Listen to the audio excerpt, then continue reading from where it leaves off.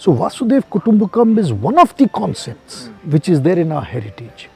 We need to bring it into that lexicon, and it's not just a word, it's a philosophy behind it. G20 में वासुदेव कुटुंबकम आ चुका है और अब हम इसके ऊपर एक विश्वास के साथ चर्चा कर सकते हैं. United Nations has spectacularly failed us. We need to decolonize our thought processes. The concept which the Honorable Prime Minister has also put in place and India has to offer to the world is Vasudhaiva Kutumbakam.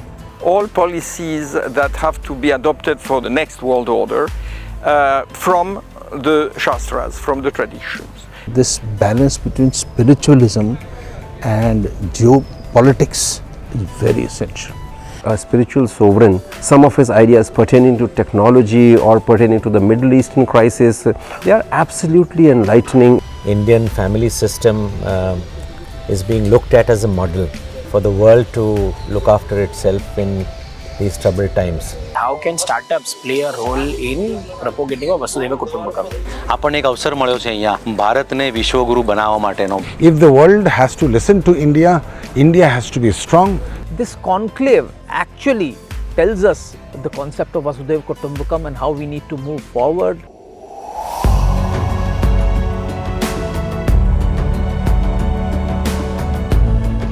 Namaskar Raju ji.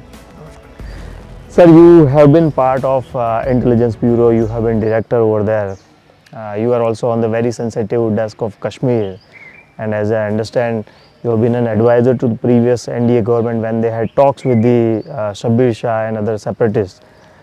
You understand the national and international points and issues very well with this particular experience and exposure that you have. Sir, with the discussion that was held in this morning session, what according to you are the points that should be taken to the higher authorities or the policy makers at national and international level so that the longer view of India of Vasudhaiva Kutumbakam can be conquered?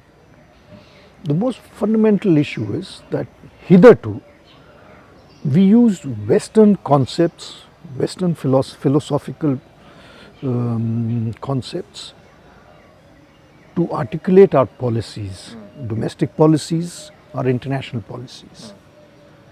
Despite the fact that our own philosophical, religious and traditional heritage is so rich.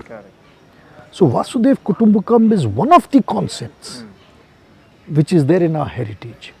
We need to bring it into that lexicon, and it's not just a word, it's a philosophy behind it. Not only Vasudhaiva Kutumbakam, there are other concepts in our philosophical concepts in our traditions, religious and otherwise, which needs to be brought into our lexicon, into our policy formulations, into our discourse, and we should also influence the international order into that same philosophy. Correct. Very well, sir. So the philosophical change has to come. Perfect. You also interacted with Guruji on one-to-one basis, I believe. So how was the interaction? What's your takeaway from that? I was floored because the kind of questions that he posed, they exhibited a significant level of understanding of temporal issues. Normally, religious leaders, one would not expect them to have that kind of an understanding. So his questions were very penetrative. His brief comments on some of the issues that we discussed, they exhibited a profound level of knowledge. Also, it showed that he had interacted with a lot of people who are knowledgeable on these subjects. And they also showed that he has a vision. It's not only an understanding, it's conceptualization of a vision for the future, how the nation proceed, how world order should be shaped. I think so. That is also insightful for us. With that, sir, one last question I would like to ask.